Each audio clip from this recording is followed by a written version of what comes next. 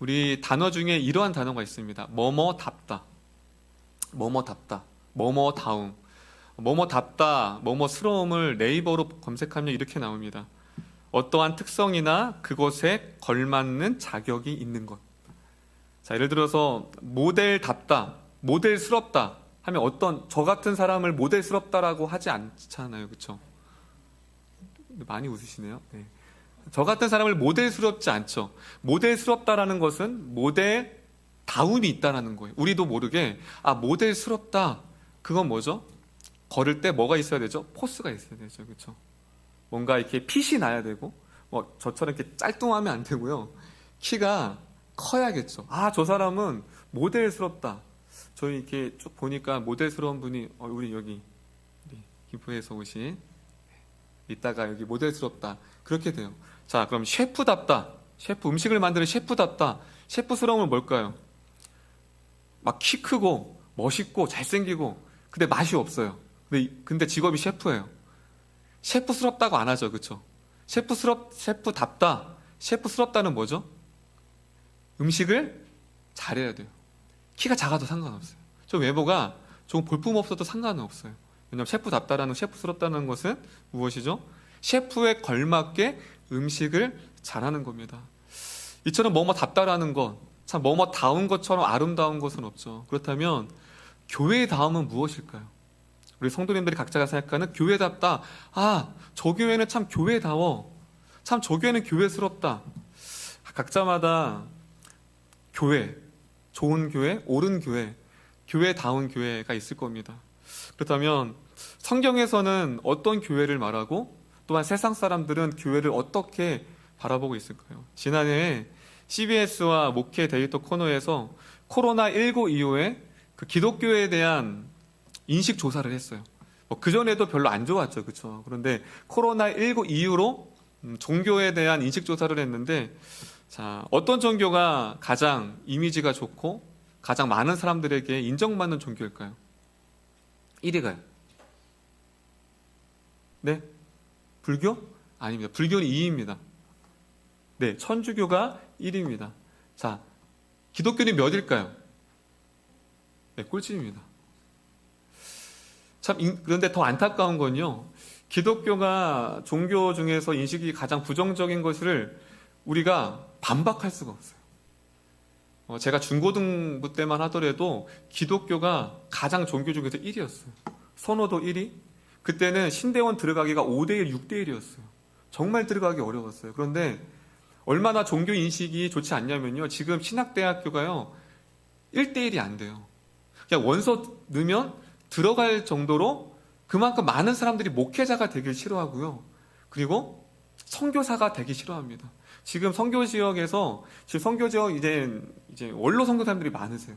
대부분 선교사님들 젊은 분이 없고 다 나이가 지긋하게 20, 30년 하신 분들이 없는 거예요. 왜 그렇죠? 선교사를 지원한 청년이 없는 거예요. 여기 우리 청년들 많은데요. 할렐루야. 할렐루야. 네, 아멘. 아멘 하면 큰일 나죠? 네. 이렇게 돼요. 저희 때만 해도 중고등부 때 하나님 만나면요, 하나님, 내가 선교사 되겠습니다. 내가 주의종 되겠습니다. 그게 당연한 거였는데 요즘 어떤 친구는 그래요. 수련회 때 뒷자리에 앉는 거예요. 왜 앉을까요? 은혜 받을까봐. 하나님, 나 은혜 받으면 내가 그 길 갈까봐 조심스러운 거예요. 왜 그럴까요? 세상 사람들이 바라볼 때에 기독교는 꼴찌입니다. 그래서 물어봤어요, 그 이유를요. 왜 기독교를 가장 부정적으로 생각하십니까? 교회 세습, 재정 비리, 다툼과 싸움과 갈라짐.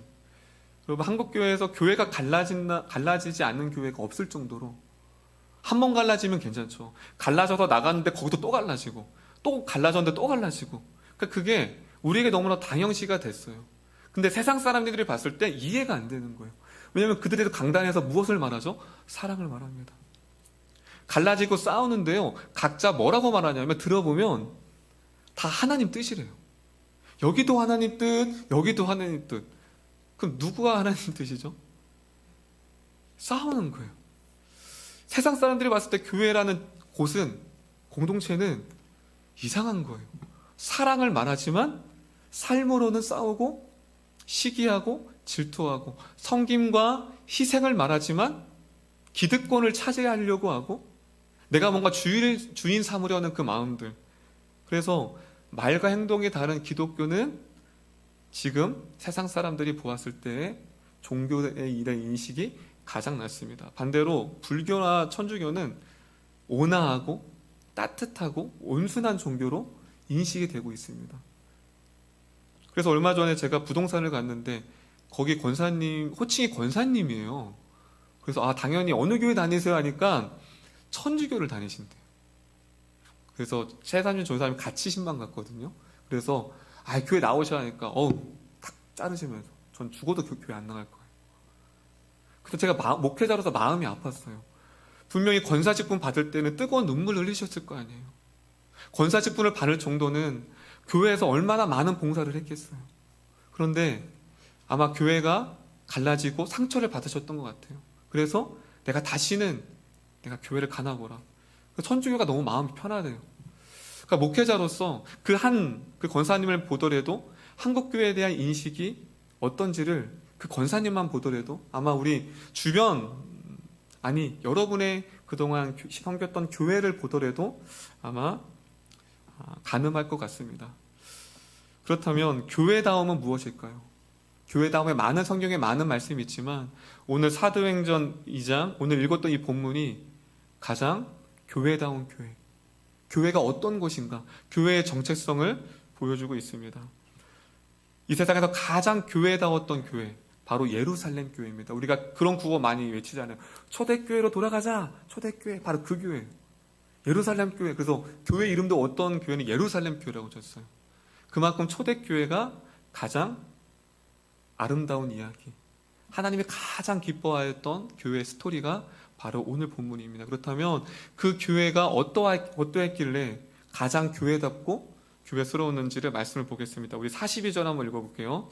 자, 우리 42절입니다. 2장 앞절인데요. 43절을 시작하기 전에 42절이 인트로를 이렇게 시작하고 있습니다. 사도행전 2장 42절, 우리 성도님들 크게 한번 읽어볼까요? 읽겠습니다. 시작.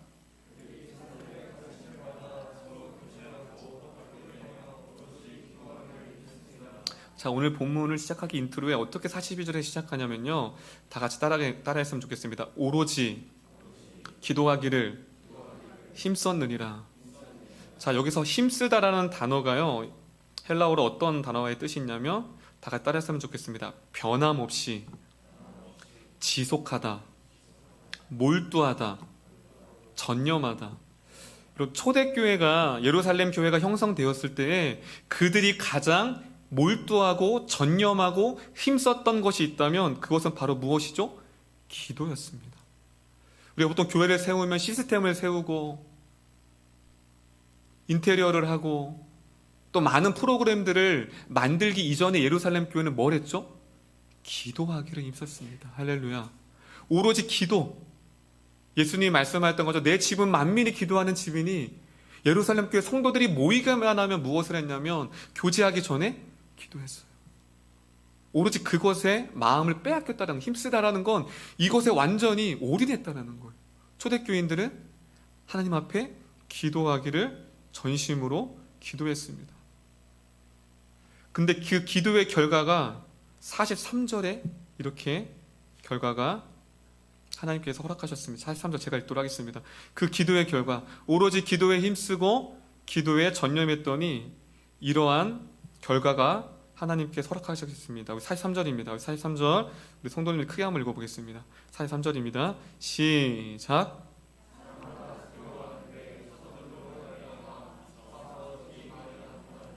자, 그렇게 기도에 몰두한 결과 사람마다 뭐하니요? 두려워하니. 여기서 두려워가 저들이 공포심이 아니라, 두렵다는 뜻은 다 따릅니다. 존경, 경외. 그들이 예수 믿지 않는 이방인들, 예수 믿지 않는 사람들이 교회 다니는 성도와 교회 다니는 사도들을 가리켜 두렵다는 건 뭐냐면 존경하기 시작했어요. 그들을 경외하고 싶었어요. 여러분, 오늘날의 목회자들 존경할까요? 오늘날의 교회 성도들을 많은 사람들이 존경하고 경외할까요? 그렇지 않죠. 그런데 당시에는 이상하게 우리랑 딴 세상 같아요. 딴 교회 같아요. 사람들이 존경했대요. 사도들과 예루살렘 교인들을요. 그렇다면 무엇 때문에 그들은 그들을 경외하고 존경했을까요? 그것은 44절입니다. 44절 제가 읽도록 하겠습니다. 44절입니다. 믿는 사람이 다 함께 있어 모든 물건을 서로 통용하고. 자, 여기 통용하고라는 단어에 동그라미 치시고요. 이것 때문에 그래요. 자, 통용하다는 뜻이 다 따라하겠습니다.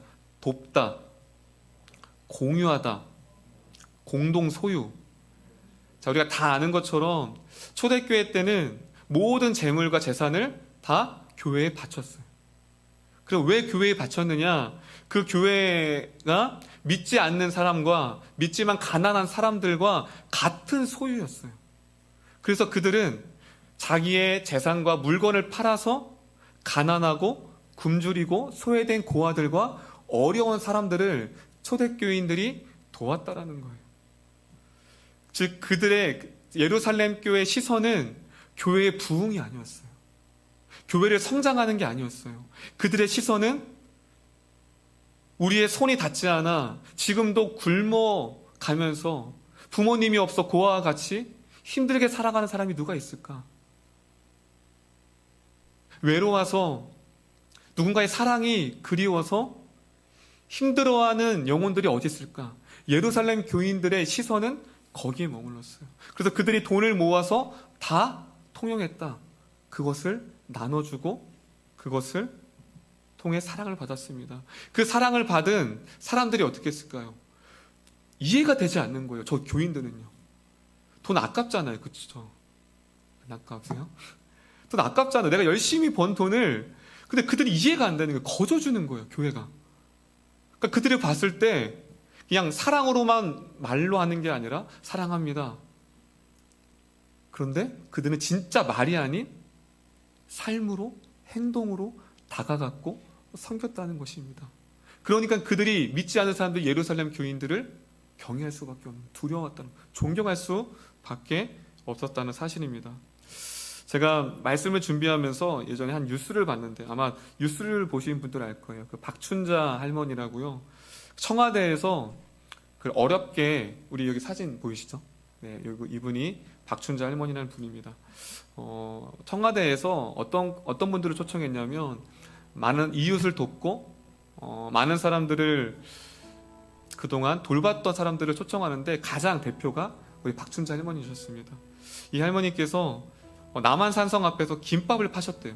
그런데 그 돈으로 자신의 집과 땅을 포함한 전 재산 6억 원을 보육원과 사회에 환원한 거예요.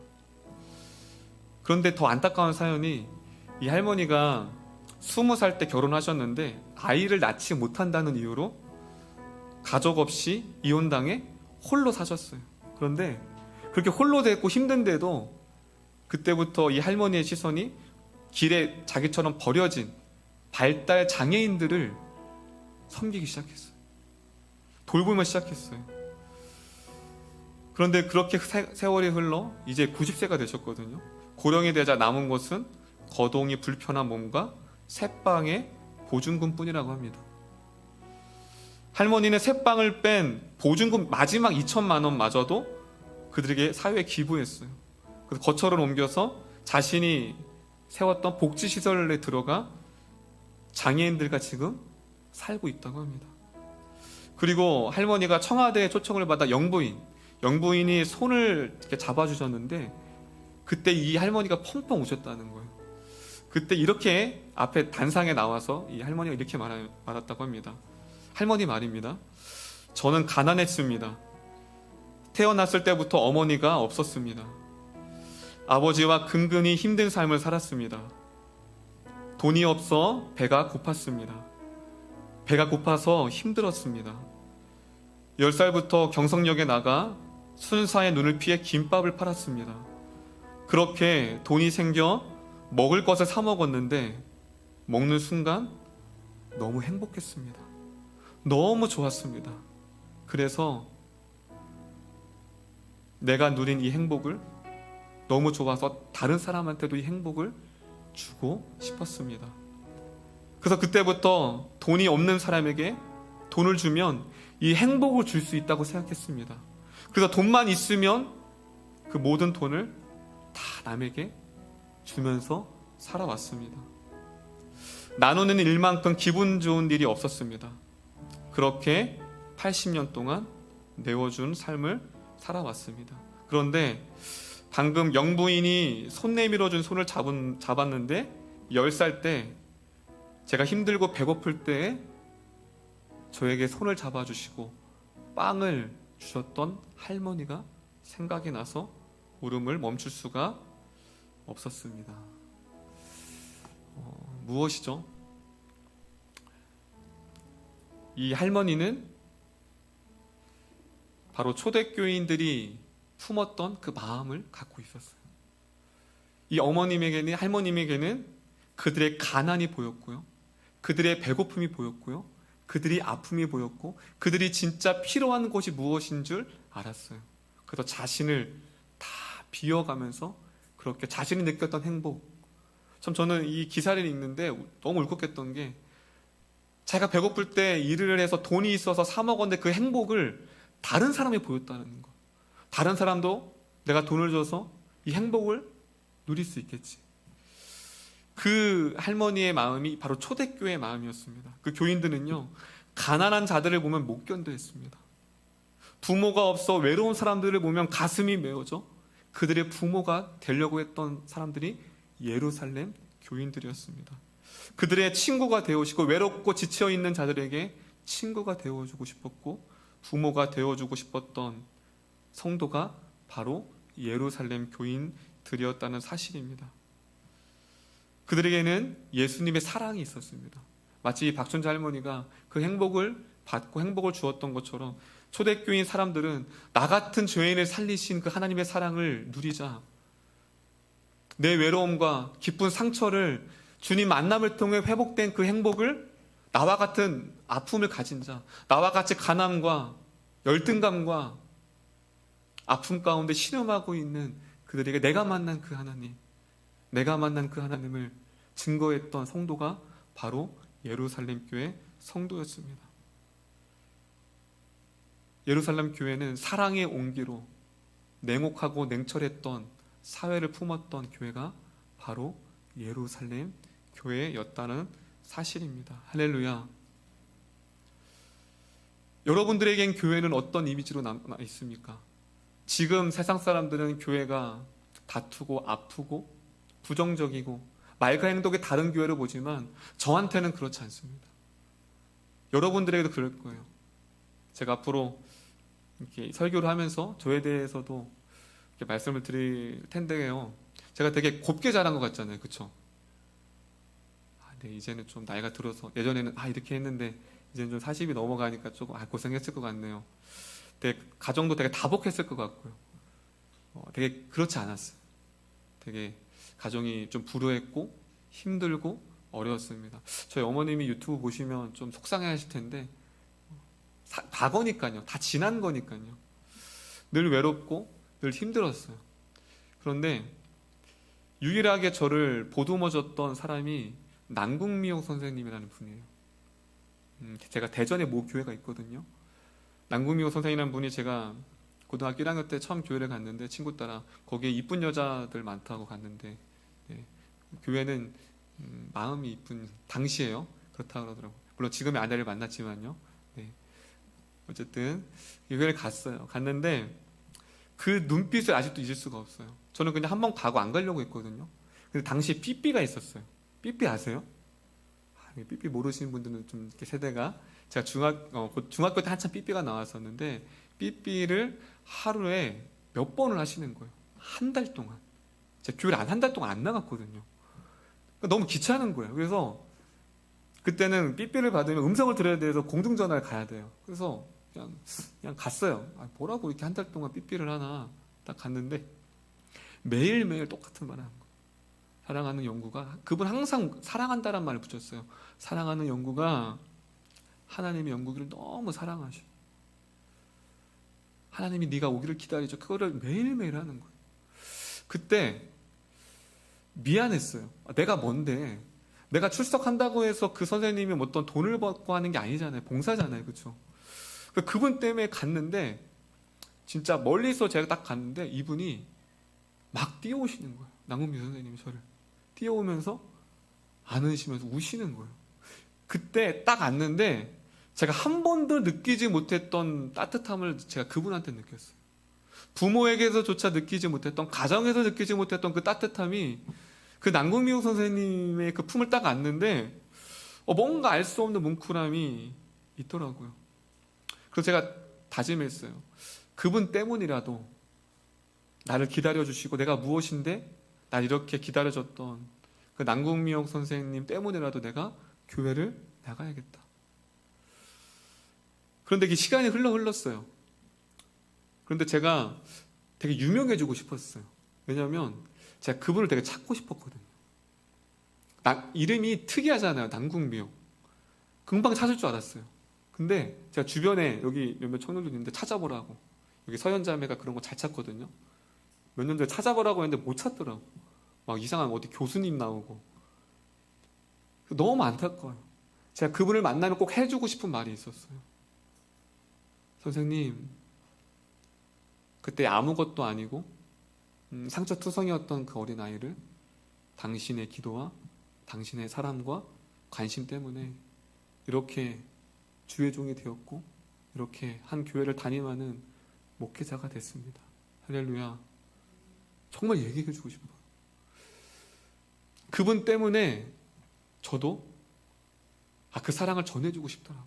나와 같이 소망이 없고 나와 같이 힘들고 불우한 아이들이 하나님을 만나서. 그런데 웬걸요, 첫 사역질을 했는데 저와 같이 힘든 중고등부애들이 너무 많은 거예요. 그 애들이 부족한 저를 통해 하나님을 만나고 그 중학교 때 애가 지금은 결혼해서 아이를 낳았어요. 그 친구가 31, 32 됐을 거예요. 지금도 교류를 해요. 참 은혜인 것 같아요. 여러분에게도 교회는 어떠한 이미지입니까? 그렇다면 우리에게 주신 사명, 우리 이름교회, 하나님이 원하시는 교회는 어떠한 교회일까요? 예루살렘 교회처럼 그냥 교회만 커지고 건물만 세워지고, 교회 건물은 커지는데 옆에 가난한 사람들, 월세를 몰라서 못 내서 방을 비워야 하고 교회는 비대해지는 이 시대 가운데 과연 하나님의 마음은 어떨까요? 저는 우리 이름교회가 이 예루살렘 교인처럼 영혼들을 품고, 할렐루야, 가난하고 헐벗은 자들에게 벗이 되어주고 그 사랑을 전해줌을 통하여서 그들이 우리를 존경하고 우리를 경외하고 우리가 믿는 하나님을 경외하는 놀라운 이름교회가 되기를 소망하며 나아갑니다. 예루살렘 교회는 주변의 이웃들의 필요와 관심의 시선이 머물렀습니다. 기도만 하지 않고요, 말로만 하지 않고 내가 그들에게 도울 수 있는 것이 무엇이 있을까? 앞으로 이름교회가 지금은 아직 연약합니다. 재정적으로 또 인력적으로. 하지만 우리 교회는 앞으로 이렇게 예루살렘 교인처럼 선교도 하고요, 주변에 많은 보육원도 돕고요, 주변에 많은 사람들을 오히려 교회가 작지만 개척교회를 세우고 그렇게 함을 통하여서 이름교회는 진짜 하나님이 기뻐하시는 교회구나, 할렐루야, 저기 가면 하나님의 사랑을 느낄 수 있구나, 그런 은혜가 우리 이름교회 가운데 있기를 소망합니다. 그렇게 되자 어떠한 놀라운 은혜가 주어졌냐면 47절입니다. 47절 크게 읽겠습니다. 2장 47절입니다. 시작.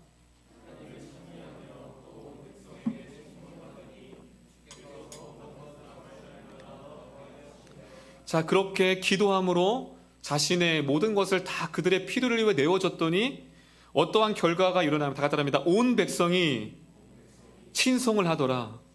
여기서 온 백성이라는 건 믿는 사람뿐만이 아니라 믿지 않는 모든 사람들이 예루살렘 교인들을 칭송했대. 여기서 칭송하다는 단어는 따라합니다. 호의, 호감, 매력적이다. 그 헬라어의 뜻이 있어요. 그것은 무엇이냐면 교인들이 너무 매력적인 거예요. 너무 호감이 가는 거예요. 왜냐하면 사랑을 그 곁에 그런 사람이 있잖아요. 그냥 그 사람을 만나면 그냥 마음이 기뻐지는 거예요. 행복해지는 거예요. 바로 예루살렘 성도가 그랬어요. 그래서 온 백성이 예루살렘 교인들을 칭송하였습니다. 그 결과 다 따라하겠습니다. 구원받는 사람을 날마다 더하게 하시니라. 자, 여기서 우리가 구원받는 사람을 노력해서가 아니라 구원받게 하시는 거예요. 더하게 하시라. 구원은, 부흥은 누가 하는 거죠? 하나님이 주셔야만 합니다. 할렐루야. 그렇다면 어떤 교회에게 하나님은 성도를 보내주실까요? 어떤 교회에게 성도들을 더하게 하실까요? 예루살렘 교회처럼 하나님의 사랑으로 자신의 욕심과 자신의 야망을 내려놓고 세상을 향하여서 하나님이 사랑하는 그 한 영혼을 위해 헌신하는 교회, 헌신하는 목회자, 헌신하는 장로님, 헌신하고 기도하는 교역자와 권사님과 집사님과 청년들이 있는 교회에 하나님이 더 보내주시고 부흥케 한다는 사실입니다. 그럼 반대로 교회가 감퇴하는 교회, 교회가 감소하는 교회는 이 반대입니다. 싸웁니다. 다툽니다. 자기 자리 때문에 새 신자가 오면요, 내칩니다. 반대예요. 꼭 그렇더라고요. 성장하지 않는 교회, 깨어지는 교회, 갈라지는 교회들은 꼭 예루살렘 교회와 반대로 가더라고요. 그렇다면 앞으로 우리 교회, 이름교회가 더 구원받는 이 화곡동의 이 지역에 구원받지 않은 사람들이 많이 우리 교회를 통해서 구원받게 되기 위해서 우리가 어떻게 해야 되죠? 많은 영혼들을 사랑하고 섬기고 그 사람들에게 인정받고 많은 사람들이 믿지 않는 사람들에게도 저 이름교회 성도님은, 저 이름교회 권사님은, 장로님은, 이름교회 저 목회자 사역자들은 달라. 다른 옆에 교회, 다른 교회는 몰라도 이름교회 성도들은, 그런 맛집이 그렇잖아요. 제가 저 신풍역에 닭갈비집 되게 좋아하거든요. 그 집 때문에 제 입을 버렸어요. 다른 닭갈비집 못 가겠더라고요. 제가 그래요. 다른 닭갈비집은 몰라도 그 맛집은 내가 증명해. 여러분도 그러시잖아요. 그 맛집은 내가 그냥 가면 돼. 남 믿고 가. 우리 화곡동 지역에 맛집을 원하시는 분은 저 뒤에 우리 마스크 쓰신 최성윤 지사님께서 여기를 다 알고 계세요. 그래서 주변에 어디 회식 자리나 정말 고기가 먹고 싶다, 뭐 곱창이 먹고 싶다, 최성윤 지사님께 가져서 주보에 이렇게 연락처를 돌려서 진짜 믿고 가는 거예요. 마찬가지. 이름교회가 저 이름교회는 그냥 가면 돼요. 할렐루야. 그렇게 하면 어떻게 해야 되죠? 우리 안에 그리스도의 사랑이 있어야 돼요. 섬김이 있어야 돼요. 헌신이 있어요. 그러할 때 우리 교회가 하나님께서 이 47절이 예루살렘 교회에 전 이렇게 기록됐으면 좋겠어요. 이름교회가 화곡동 지역에 믿지 않은 많은 사람들에게 칭송을 받더니 하나님께서 이름교회에 구원받는 이들을 더하시리라. 할렐루야. 할렐루야. 그것이 우리의 야망이요? 제가 담임 목사 됐으니까 이 건물을 다 사고 확장하는 거요? 그렇지 않아요. 이곳에서 하나님의 사랑을 나누고 더 그 사람들이 더 많은 사람들을 섬길 수 있는 그러한 우리 교회가 되었으면 좋겠습니다. 말씀을 정리하도록 하겠습니다. 교회다운 교회. 오늘 제목이 무엇이죠? 다 따라했으면 좋겠습니다. 교회다운 교회. 참 이 제목 자체가 너무 안타까워요.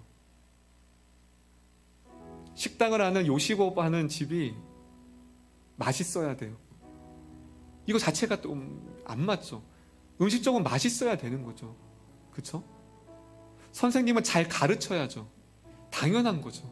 교회가 교회다운 건 당연한 건데 오늘날은 교회가 교회되지 못하기 때문에 교회가 교회되는 것이 소망이 되었어요. 너무 안타까운 거예요.